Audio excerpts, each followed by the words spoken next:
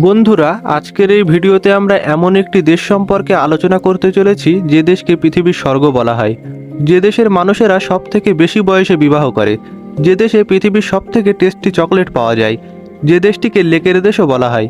এই দেশটি শুধু সৌন্দর্যের অধিকারীই নয়, পৃথিবীর সব থেকে ধনী দেশগুলির মধ্যেও একটি। যে দেশের প্রায় সব মানুষই ব্যক্তিগতভাবে বন্দুক কিনে রেখেছে, কিন্তু দেশে অপরাধের মাত্রা খুবই কম। এই দেশটি হলো সুইজারল্যান্ড। আজকের ভিডিওতে আমরা সুইজারল্যান্ড সম্পর্কেই আলোচনা করতে চলেছি। তো চলুন ভিডিওটি শুরু করা যাক।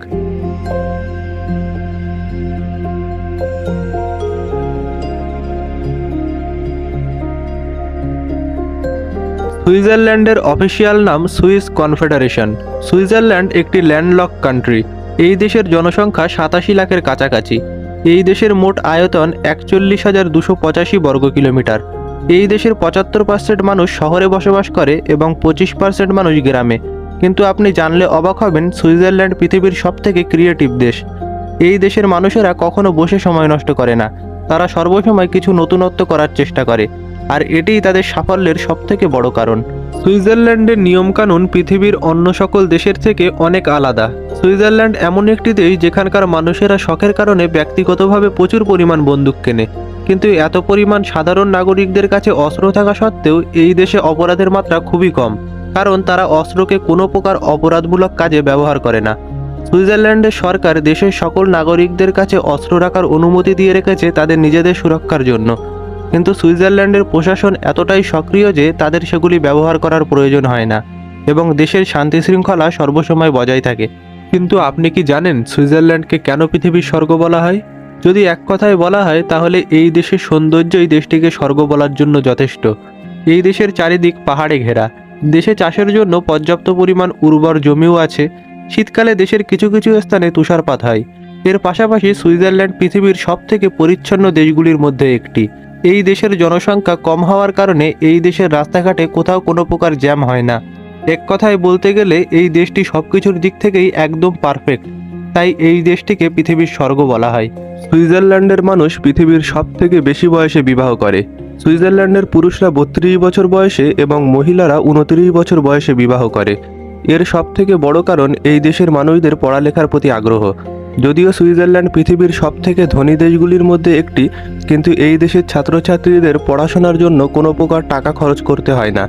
সুইজারল্যান্ডের সরকার শুধু তার দেশের ছাত্রদের স্কুল নয়, কলেজের খরচও বহন করে, যার কারণে সুইজারল্যান্ডের ছাত্রছাত্রীরা তাদের পছন্দ মতো সাবজেক্ট নিয়ে পড়ালেখা করে এবং তারা নিজেদের প্রতিষ্ঠিত করার পরেই বিবাহ করে।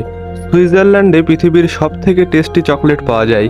একটা সময় ছিল যখন বেলজিয়ামের চকলেট পৃথিবী বিখ্যাত ছিল, কিন্তু বিগত 10 বছরে সুইজারল্যান্ড পৃথিবীর সবথেকে বেশি চকলেট এক্সপোর্ট করেছে।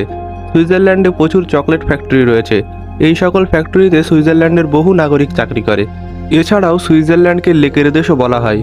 এই দেশের প্রায় সব জায়গাতেই লেক দেখা যায়, কারণ এই দেশটি আয়তনে ছোট হলেও এই দেশে প্রায় 7,000 লেক আছে, যার কারণে সুইজারল্যান্ডকে লেকের দেশ বলা হয়। আপনি যদি সুইজারল্যান্ডে কখনো যান তাহলে দেখবেন সুইজারল্যান্ডের রাস্তায় প্রচুর পরিমাণ মানুষ সাইকেল নিয়ে চলাচল করে। এই দেশের মানুষ সাইকেল নিয়ে চলাচল করে এই কারণে নয় যে তাদের কাছে গাড়ি কেনার টাকা নেই। এর প্রধান কারণ হলো সাইকেল চালালে তাদের শরীরচর্চা হয় এবং নিজের দেশকে বায়ুদূষণ থেকে মুক্ত রাখা যায়, যার কারণে সুইজারল্যান্ডের মানুষ ইউরোপের দেশগুলির মধ্যে সবথেকে বেশি ফিট। কিন্তু সুইজারল্যান্ডের মানুষের একটি অভ্যাস যা আপনি পছন্দ করতেও পারেন বা নাও করতে পারেন, আর সেটি হলো তারা প্রচুর পরিমাণে মদ পান করে। বলা হয় এই দেশের এক একজন মানুষ এক বছরে প্রায় 40 লিটার মদ পান করে। এই দেশের 4টি জাতীয় ভাষা আছে, সেগুলি হলো ফ্রেঞ্চ, জার্মানি, ইতালিয়ান আর রোমান। সুইজারল্যান্ডে প্রচুর পরিমাণ বিদেশ থেকে ট্যুরিস্টরা আসে। আপনি জানলে অবাক হবেন, এই দেশের মোট জনসংখ্যা 87 লক্ষের কাছাকাছি, কিন্তু এই দেশে প্রতি বছর 4 থেকে 5 কোটি ট্যুরিস্ট আসে। এই ট্যুরিস্টদের মাধ্যমে দেশে প্রচুর পরিমাণ বিদেশ থেকে অর্থ আসে, যার ফলে সুইজারল্যান্ডের অর্থনীতি মজবুত হয়েই চলেছে। ইউরোপের দেশগুলির মধ্যে কর্মচারীদের সবথেকে বেশি বেতন দেওয়া দেশ হলো সুইজারল্যান্ড, আর এই দেশে বেকারত্বের হার মাত্র 4%। এমন নয় যে এই 4% মানুষের কাছে চাকরি নেই, এরা আসলে কোনো প্রকার চাকরি করতে ইচ্ছুক না, অর্থাৎ তারা নিজেরা ইচ্ছাকৃতভাবে কোনো চাকরি করে না। এই দেশের মাত্র 9% মানুষ দারিদ্র্য সীমার নিচে। এই দেশের মানুষ এত ধনী হওয়ার পিছনে প্রধান কারণ হলো তাদের দেশে সব কিছু আছে। তারা সরকারিভাবে ফ্রিতে পড়ালেখা শেষ করে নিজের পছন্দ মতো চাকরি বেছে নিতে পারে এবং নিজের ইচ্ছাকে নিজের মতো পূরণ করতে পারে। এক কথায় বলতে গেলে এই দেশের মানুষদের নিজের ইচ্ছামতো জীবনযাপনের সকল প্রকার সুবিধা আছে। বন্ধুরা, আজকের ভিডিওতে এতটুকুই। দেখা হবে পরবর্তী কোনো ভিডিওতে। ধন্যবাদ।